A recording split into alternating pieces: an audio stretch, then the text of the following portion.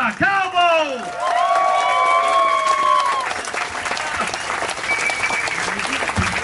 Chico Areola!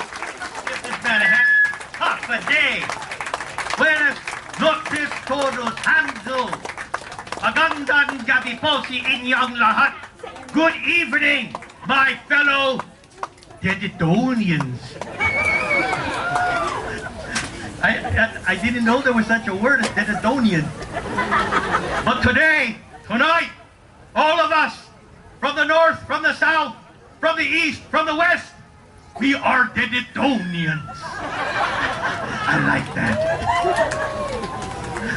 First of all, special acknowledgments to Rose Ramsey and the Dedido organizations and all of our organizations, the Calvo Tenorio Republican organization. Let's give them a hand.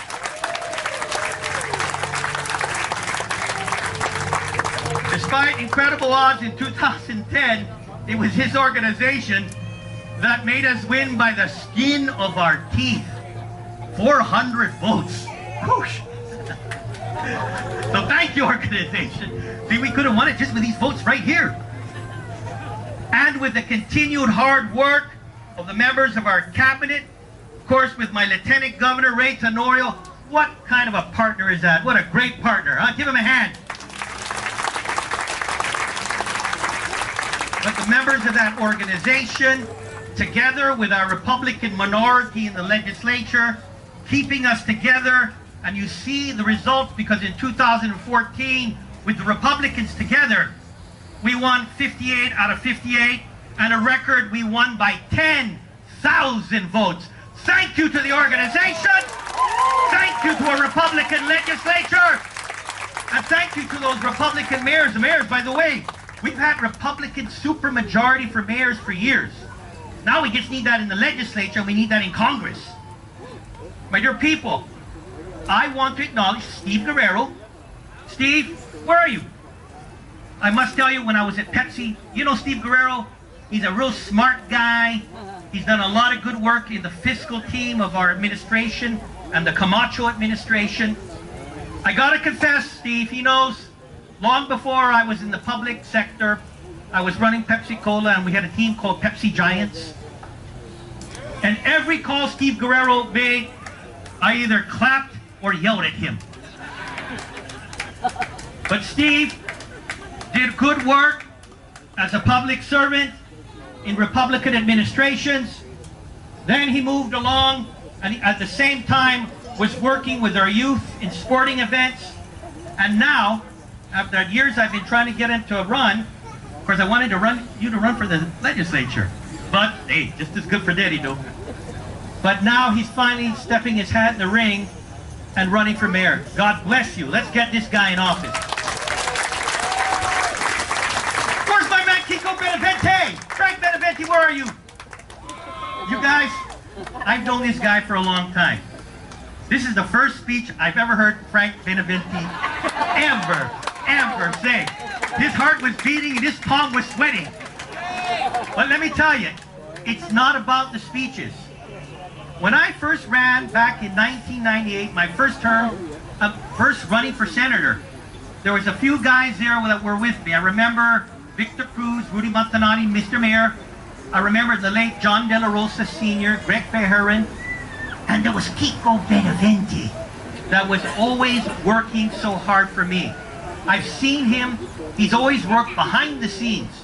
He's been working with the organizations for not only my campaign, but for the Republican Party. And he's a nuts and bolts guy. And he's a guy that you know would give his 150%. And that's why we need Kiko Benavente as Vice Mayor of the village of Dedido. Again, I want to acknowledge the senatorial candidates you see right here this evening. You look at these folks, some of them, they're, again, the incumbents, that whatever success our administration's had, it's because of our incumbent Republican minority sticking together and working out our plans, and sometimes through some heavy obstacles in the Democratic majority, getting them through. So whatever success I have had and Ray has had in our administration, I want to thank the Republican minority. Thank you. And you heard them all. It's not just our minority senators. Look at those candidates. Look at all those candidates. This Republican Party slate is, in my opinion, one of the most talented slates ever put together. The different perspectives in terms of their experience and the energy and the drive that they have. Let's get them all elected, please. Let's get a Republican supermajority. And Governor Camacho, thank you for that speech. We need a full slate in terms of leadership. We've had, and again, Governor Camacho and myself, together that would have been, when it's completed, 16 years of Republican leadership in the executive branch. Well, let's get ourselves now a Republican in Congress. Give him a hand.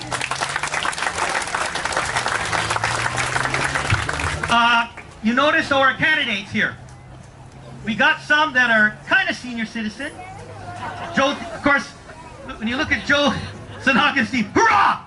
Hurrah! I wish I had his waistline. He may be older than me, but he's a lot better shape than me. And everyone here in between, and then got our youngest one, Amanda Blas. Let me tell you, and that's why it's so important. It's so important for a Republican Party to come together and to win in all facets, both congressional, legislatively, and the mayor's office, because it's so important to keep the progress that has occurred. It's been 14 years of Republican leadership at Adelaide. And for all of you here, for some of you, you may be young, like Amanda, who was 9 or 10 years old since the last Democratic governor. Things have really changed. My dear people, I've listened to some of the campaign statements made by those young Democrats. God bless them. Talking about how things are today. I think they were too young to remember the last time there was a Democratic governor. And it's time. I'll give you a little history lesson for you that are young. And for some of the manamkus, a reminder of the past. 14 years ago, before the Camacho and Calvo administration, times were much different. There was a time when the tax refunds were starting to take years. It came from that last Democratic governor. And I can recall the current chairman of the Consolidated Utilities Commission, I will not mention his name, but you know him, was Revenue Tax Director. And at the time, in that Democratic administration, under the orders of the Democratic governor, the governor said, stop paying the earned income tax credit. The money for the working poor. 14 years ago, a commitment was made by the other party's administration to stop paying the earned income tax credit. Do you remember that? 14 years ago, Department of Education exploded. There was chaos. There was fighting between and by the way, all those folks in the board, the same cast of characters, were in management, administrative positions in the Department of Education. Things got so bad, everybody was fighting on top because of power. And what happened? The teachers were overlooked, the classrooms were overlooked, and the students and the kids were overlooked. The military, the Defense Department threw up their hands and said, I give up. And they took their school children, the military kids, and they took millions and millions of Department of Defense dollars away from our schools, and they built their own schools. And then we went into receivership. Do you remember that? Yes. I better tell Mike St. Nicholas. He's kind of young. He don't remember it. Ladies and gentlemen, 14 years ago, and I must tell you, with all the power outages that were going, it helped me get 6 kids. So I can thank Mr. Sunshine for the candlelight and warm beer that got me so romantic with my wife. Thank you, Sunshine. Now I have 3 grandchildren. And I haven't had any kids lately because the power's been on all the time.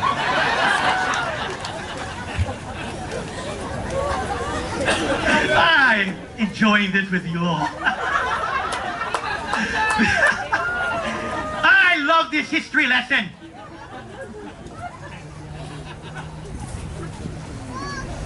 And man,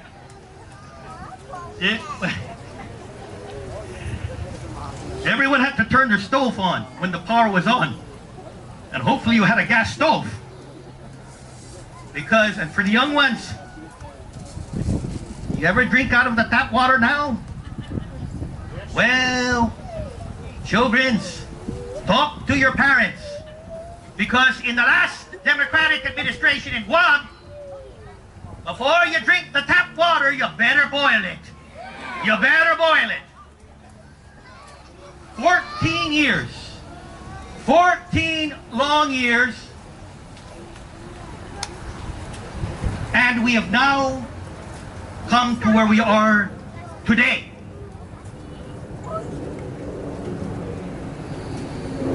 Wait for the airplane to pass. That's a flyover for the Republican candidates. God bless you.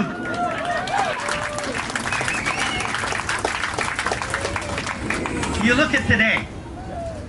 That's why I want to thank my Republican colleagues. How times have changed. Now, the earned income tax credit is the priority.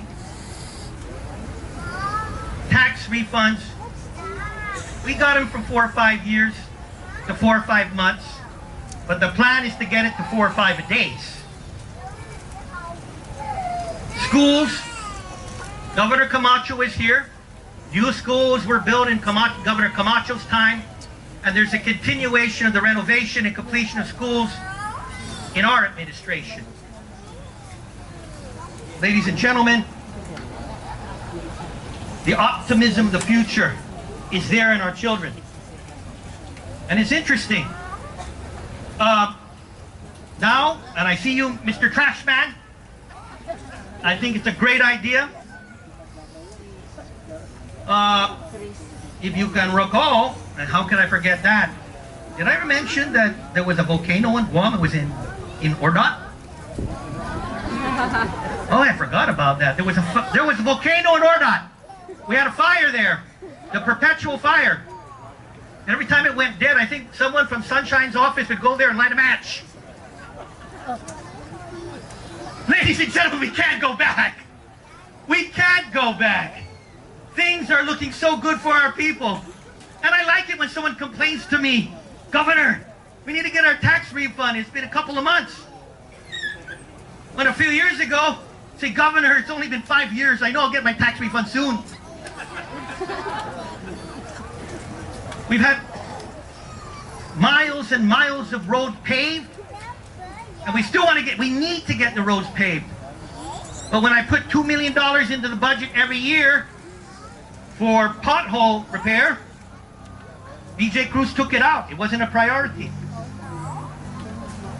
That's why we need a Republican majority. There's still so much to do. Here we are. We threw out legislation that would improve our hospital. We've done a great job. We've got an emergency room and an ICU room, and now we're working on the labor and delivery rooms. But we wanted to get this whole hospital renovated. And Louise, that's great. She's focusing on health care. But the Democratic majority will not let us push through on that legislation. Ladies and gentlemen, there's so much progress that could have occurred if we just had a Republican majority. Now, you know, the Democrats keep on talking about principle. Principle. That's why they don't want to go after the tax refunds, that bill that'll get you in days. Yet not a month earlier, they passed and overrode my veto on a hybrid law that is not going to help the workers. Wait till you see how it happens. But it's going to put a lot of pressure, not only in the retirement fund, but on our general fund. We're probably going to get a credit rating downgrade as a result of that. It's amazing how B.J. Cruz and Mike Nicholas have talked about fiscal responsibility, and yet they championed a bill that turned into law that's going to add $250 million into the unfunded liability of the retirement fund. And for our defined benefit retirees, you should worry. These folks talk from both sides of their mouth. And I'm talking about the Democratic leadership. And usually, they go from one position to the other depending on what the Republican administration believes in, or whatever their plan is. I have my wife who is focusing on the issues regarding foster children. Foster children. It's unfortunate, but there are many kids right now on this island that for whatever reason, because of issues with their parents, that the responsibility falls on the government. And we don't have enough foster parents. But you know what happened? When we introduced a bill to build the Regalo house, a couple of Democrats said it was too close to their house, and they killed the bill. Finally, we found a new piece of property, and we're moving forward. Our beautiful Tony Palomo Museum. Just to show you the pettiness of the leadership of the current legislature. When a bill was introduced, since Tony Palomo was the longest serving historian in Guam and picked up all those artifacts from the disaster of Typhoon and collected them with his own hands to save them after Typhoon Pongsangwa. Well, after building this wonderful museum, our administration together with Republican senators introduced a bill to name it after Tony Palomo. Just to show their pettiness, don't tell me about principle. They killed the bill. I had to name it through an executive order. That's pettiness. That's not about the people. That's about pettiness, focusing on what's good for your party, and any victory for the Republicans or the administration is a defeat for you. That's not how it should be. It should be a victory for the people. Ladies and gentlemen, last week, I sent out for good a drunken driver that killed a woman and her unborn child. They're on a one-way ticket and they will never be back in Guam.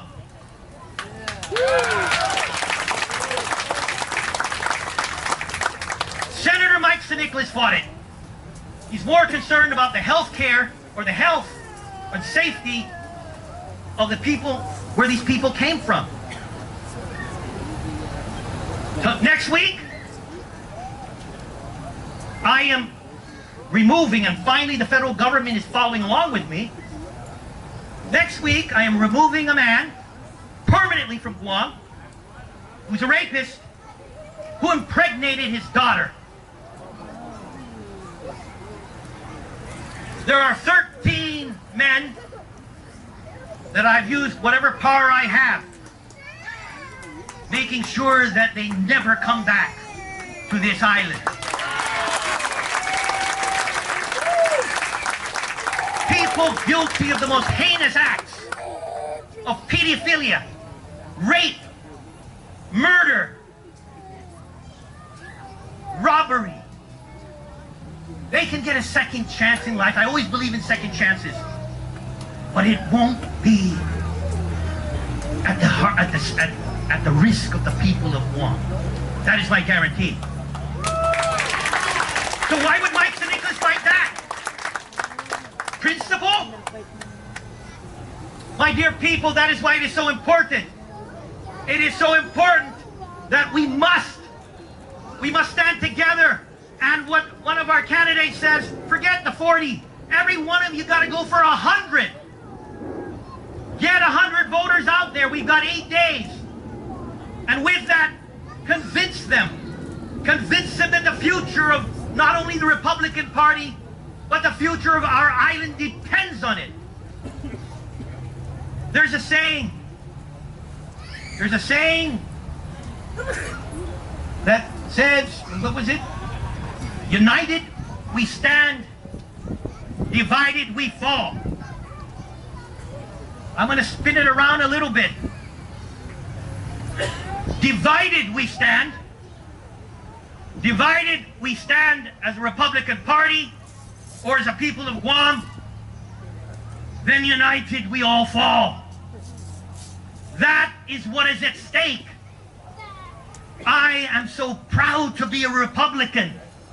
I'm so proud of our Republican candidates from the mayoral, from the senatorial, and from the congressional side. I'm so proud of them. And as Governor Camacho said, because we are people of faith. We are people of faith. And hey, there is a difference between the Republican and Democratic platform. I don't know what you know what partial birth abortion is, but the Democratic Party allows for partial birth abortion, which means having an abortion at your 9th month. And of course, with the Republican Party, it is pro-life. It is pro-life. There is a difference. There is a big difference between the Republican Party here in Guam and the Democratic Party here, the same as it is in the United States. And ladies and gentlemen, look what is happening around the world. Look what is happening around the world. I just came from the United States. I see the division there. I see it around the world. For us, we have our problems. We've solved a lot, but we have our problems.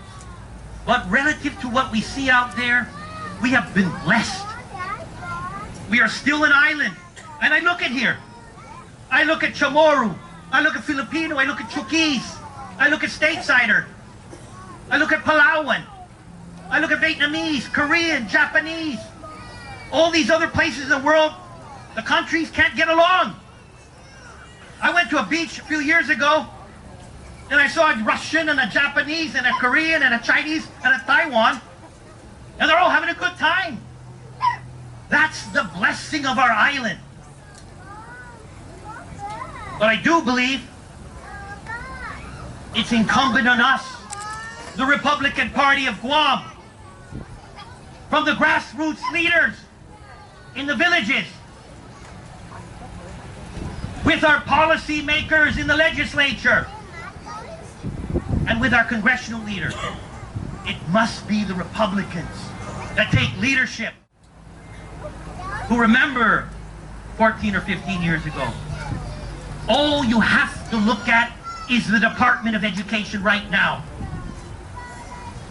The Department of Education with new schools and better scores.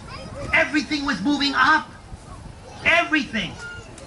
And then, you notice the Sunshine 2018 bumper stickers everywhere.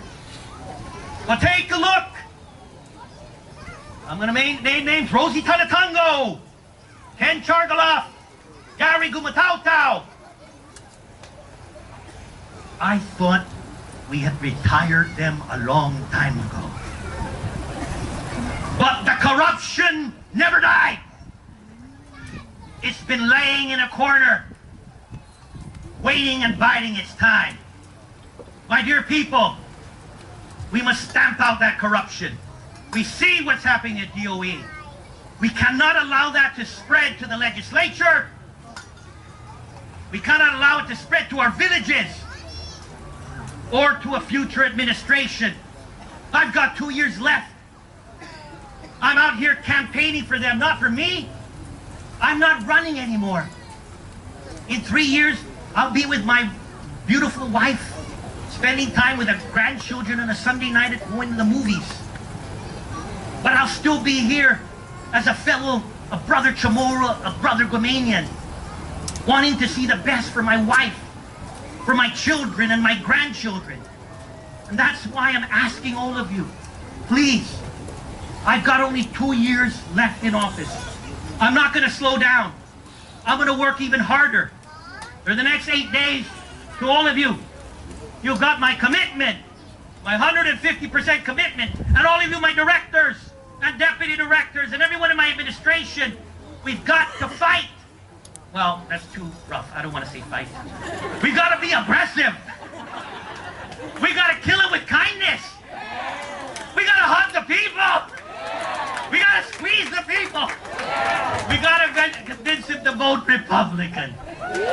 Because the Republican way is the Tenadonian way, and it's not one way. God bless you. God bless the Republican Party of Guam.